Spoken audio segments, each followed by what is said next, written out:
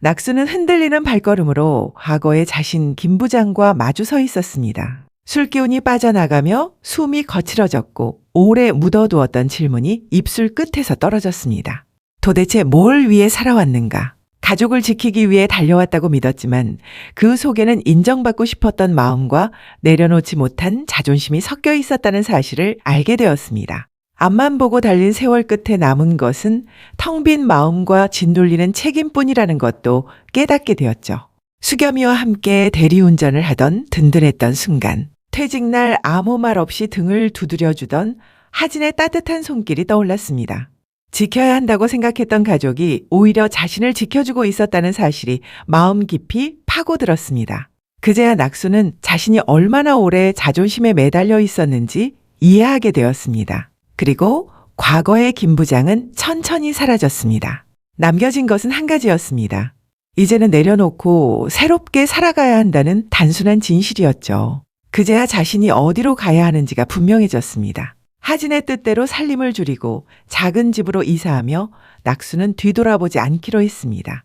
무언가를 지키기 위해 사는 인생이 아니라 함께 살아가기 위한 인생을 선택하기로 한 것이었죠. 낙수는 비어있던 상가를 기꺼이 아들 수겸이에게 내주고 아들의 어깨를 다독이며 말했습니다. 이제는 네가 너의 자리에서 해볼 차례라고 실패해도 괜찮고 처음부터 잘하라는 뜻이 아니라 그저 한 걸음만 내디뎌 보라고. 그리고 낙수는 세차장을 정식으로 개업하기로 합니다. 속시원 손세차. 논팽이가 선물해준 간판을 보자 낙수의 얼굴에도 작은 미소가 번졌습니다.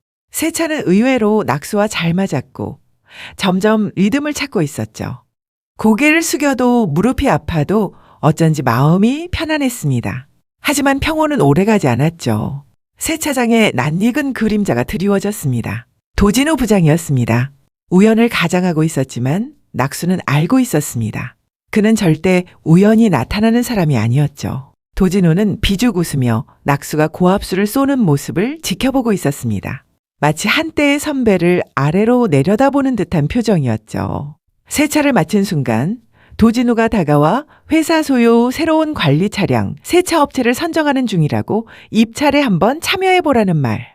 도진우의 입꼬리는 벌써부터 또 다른 의도를 말해주고 있었죠. 그의 목적은 명확했습니다. 한때 잘 나가던 선배가 이제는 차나닫고 있다는 사실을 공개적으로 드러내고 조용히 비웃고 싶은 마음. 낙수는 그 모든 의도를 알고 있었습니다. 하지만 좋은 기회였고 이제는 자존심에 흔들릴 이유도 없었죠.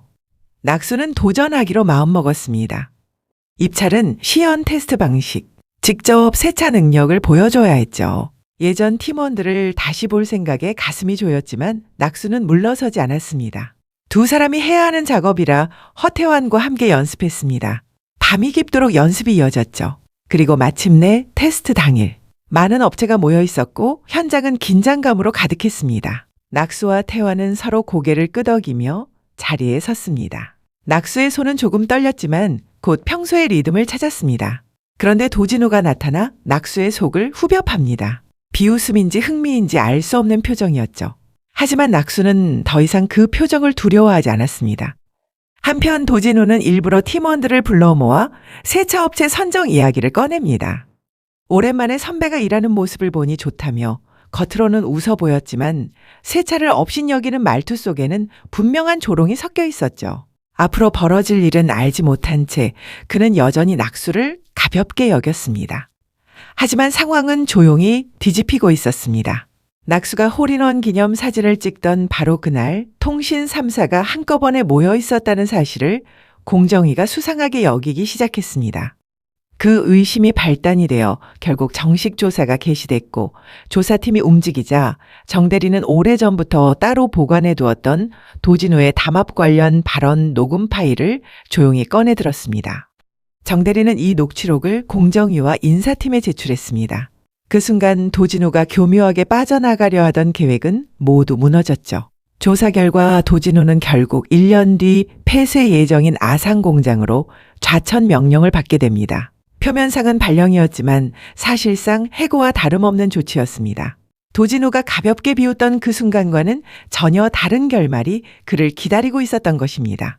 며칠 후 발표된 업체 선정 결과 속시원 손세차가 최종 선정되었습니다. 대기업과의 관리 차량 계약은 고정적인 매출이 정적으로 발생할 뿐 아니라 대기업 협력 업체라는 홍보 효과까지 더해져 신뢰도가 크게 높아지는 구조였습니다.